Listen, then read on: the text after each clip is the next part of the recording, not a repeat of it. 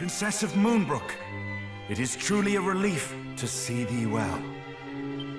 Thou hast done me right proud in seeing the princess safely back to us, my son. And you, young Canuck, thy father sent tidings of thine own heroism.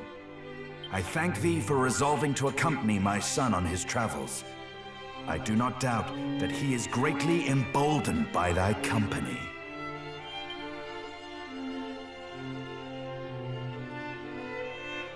Alas, Moonbrook is...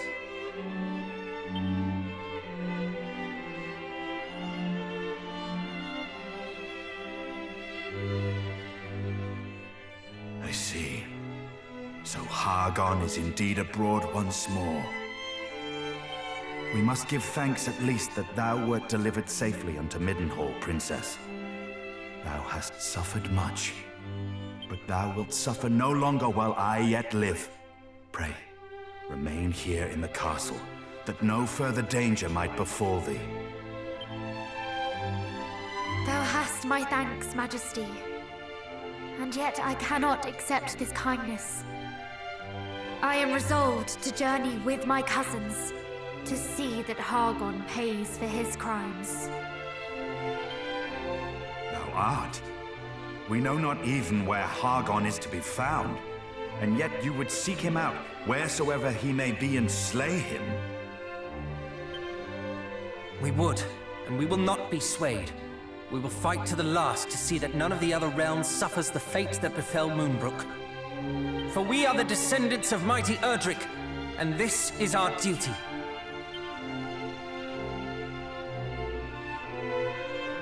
Indeed it is, and I applaud your recognition of it.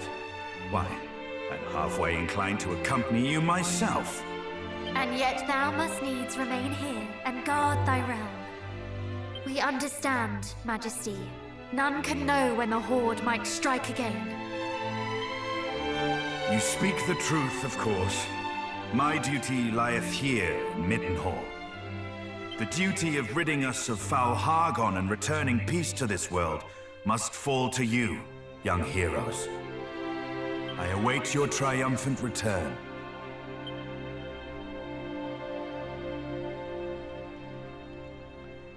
Thou wilt prevail, my son.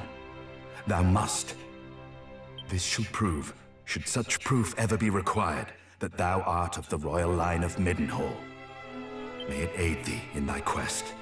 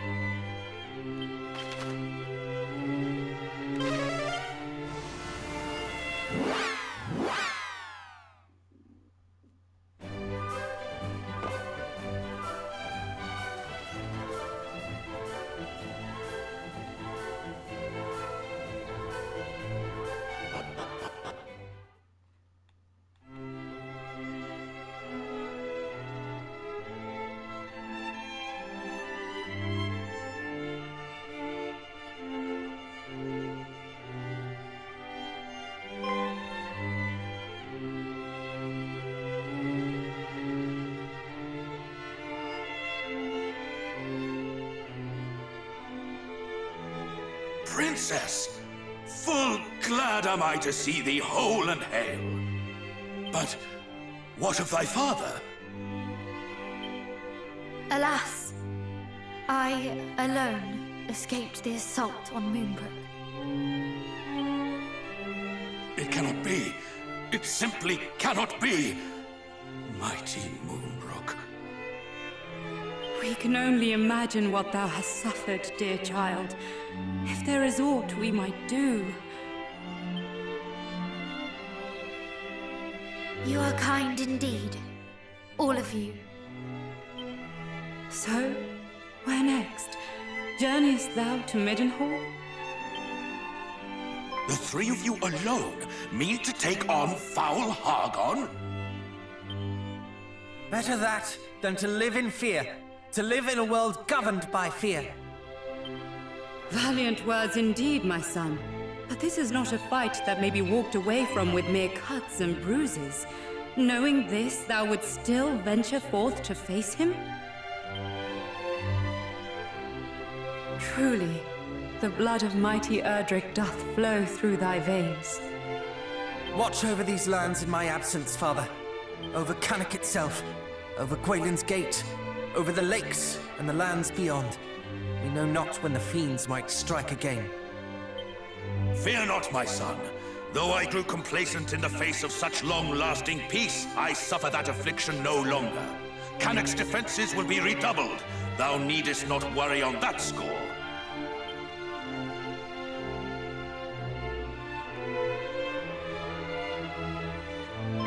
One more thing before we depart. The monsters we encountered spoke of sigils. It seems they seek them out. Know you of what they might be? Sigils? Did they mean perhaps the 5 great symbols of power made so long ago by mighty Erdrick? I have heard tell of these. Though they seem to the naked eye as mere stones, they impart great power upon those who wield them. Power destructive and redemptive both. But why should the monsters be at such pains to acquire them? Do they covet that self-same power, perhaps? We can only guess. As to the fiend's motive, and alas, as to the whereabouts of the sigils. For it is not known where or in whose keeping mighty Erdrick left them. But wheresoever they may be, they cannot be suffered to fall into the hands of those who would use them for evil. And if Hargon's minions do indeed mean to make them their own, then in seeking them out, perhaps Hargon too might be found. Perhaps indeed. We shall endeavor to discover all that might be known about them. One last thing before thou departest. This will make proof of thy bloodline to any who might seek such proof.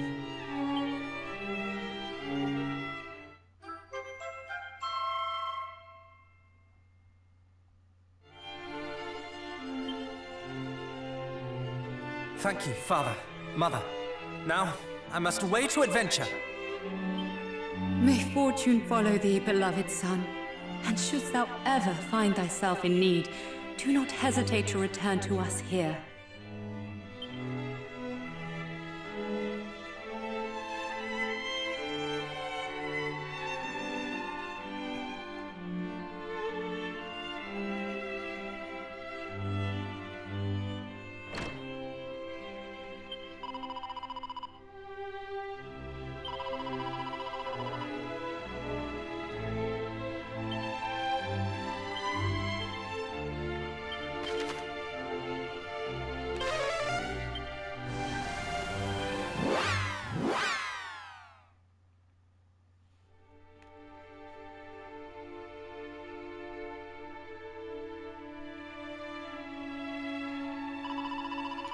Is this truly all that remains?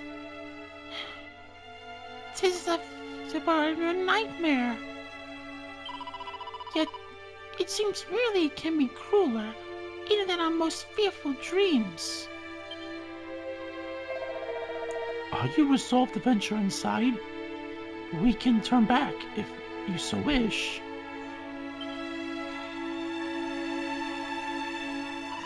No. No turning back.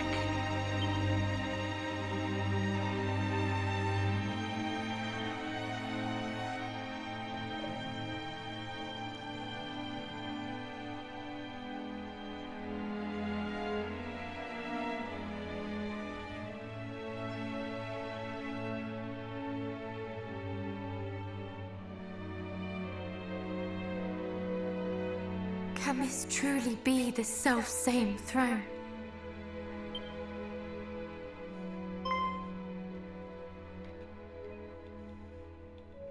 Is aught the matter? My father kept the mark of Moonbrook here, the emblem of the crown, but it is gone. What? You do not mean the monsters stole it? I cannot say for certain, though I can think of no other explanation. Princess!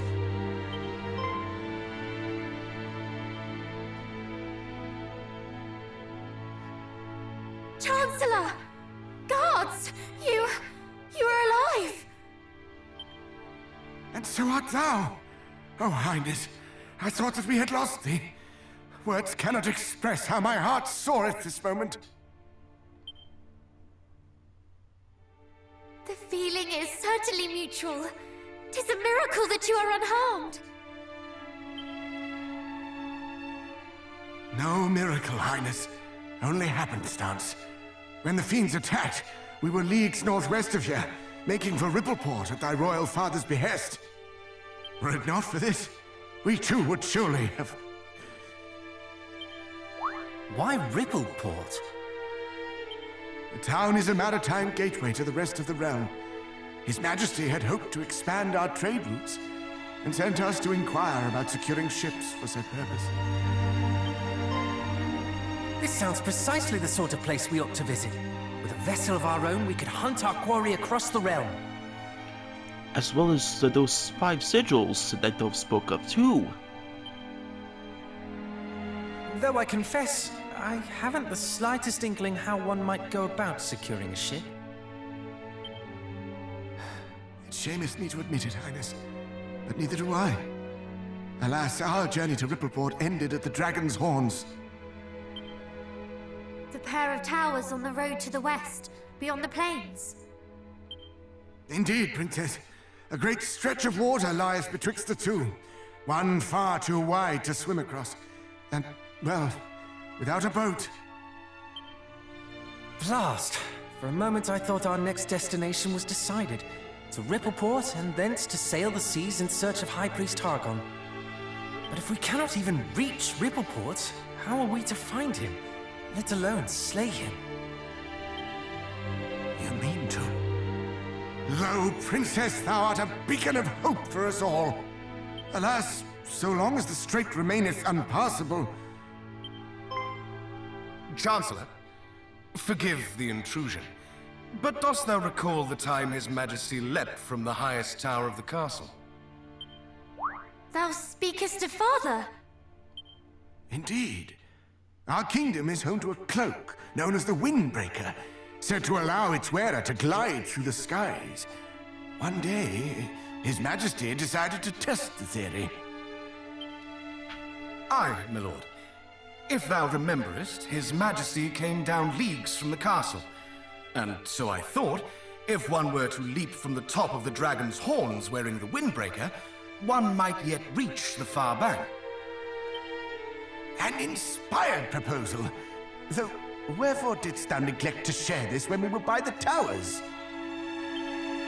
For that we did not have the Windbreaker with us, my lord. And furthermore, for that I feared how an aerial voyage might bear upon thine aged frame. Ah, yes, well... The princess and her companions, however, should have no such concerns. We shall use this windbreaker to soar across the strait to Rippleport, shall we not? Fairly so. In that case, allow me to bequeath this unto thee, Princess. There lieth a tower to the southeast, known as the Pillar of the Winds.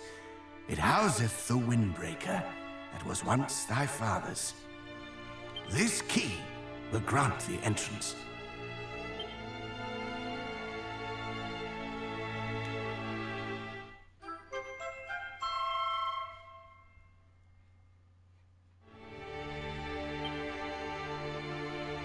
Pray allow us to handle matters here in Moonbrook, Highness. As for thine own journey, thou must follow the whispers of thy heart. I shall, Chancellor. Come then, cousins, to the Pillar of the Winds.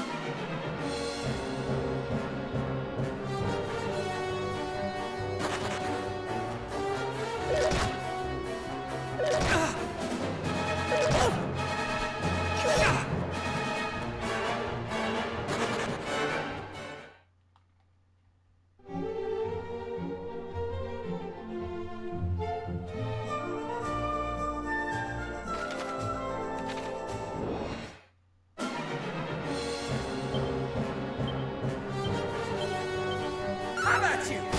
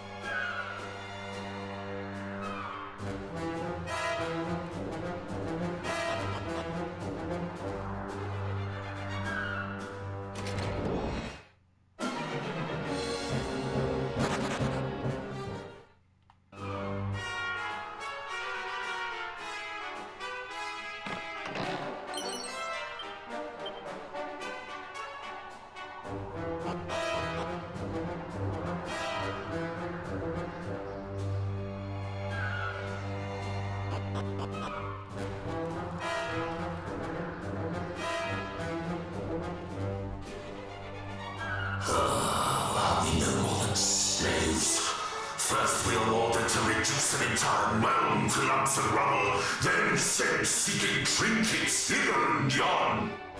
And they were no easy marks, those plaguey moonbrokers. A monster deserves to rest a spell after slaughtering such stubborn cloths.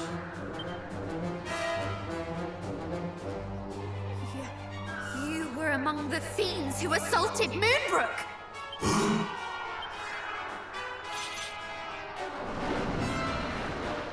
And who might you be? What brings little lumplings like you to such a place as this? You will answer my question. Did you lay waste to fair Moonbrook? Aye, but I did not rain down my spells of destruction alone. Half the cruelest clumps of fiend flesh I ever laid eyes upon were there. You... No. My poor countrymen. You are one of the lucky few who escaped our clutches, I take it. But it was clearly not your wits that preserved you, Cloud. For only a lumpen fool would throw away a life so recently saved! Look out!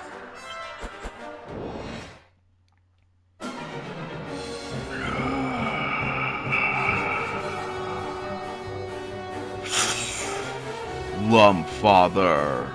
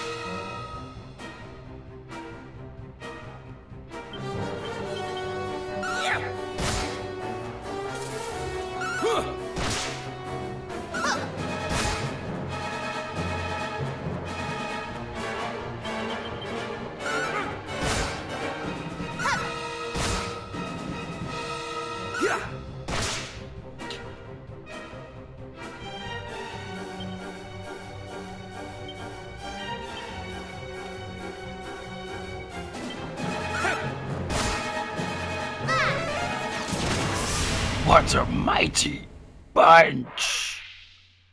My poor people, slain by these horrors.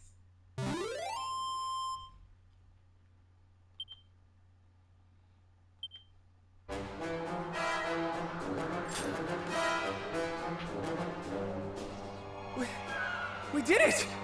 We laid the creature low! Huzzah!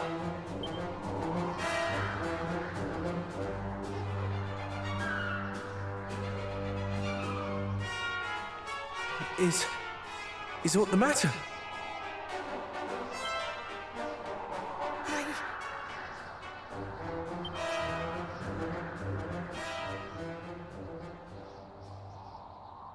To think that my people,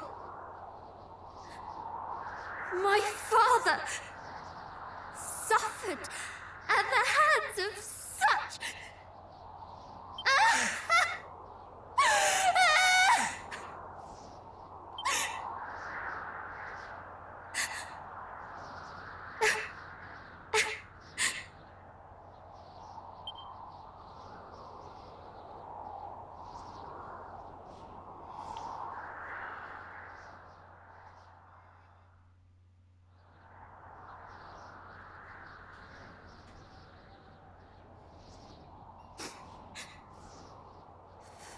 Forgive me.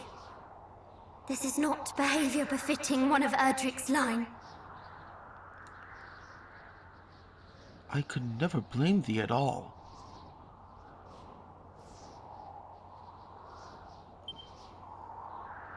Nonsense. It would befit a hero far less to greet the loss of kith and kin with stiff-lipped stoicism.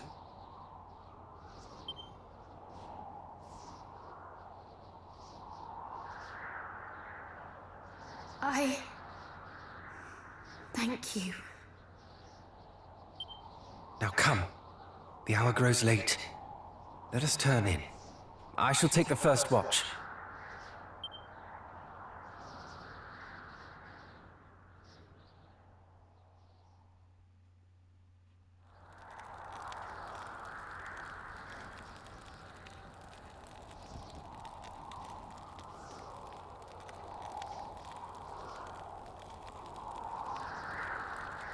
You must be tired, cousin. Come, allow me to take the next watch.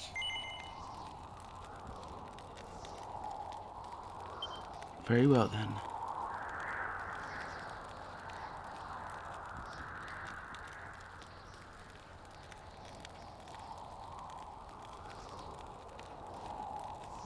I have lost much. That cannot be denied.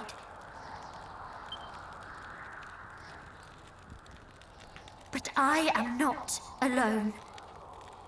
And for that, I am truly grateful.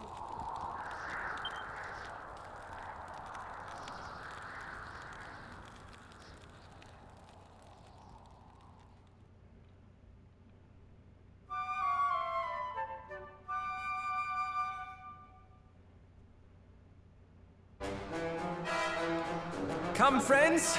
The Windbreaker shall be ours this day. I shall eat my hat.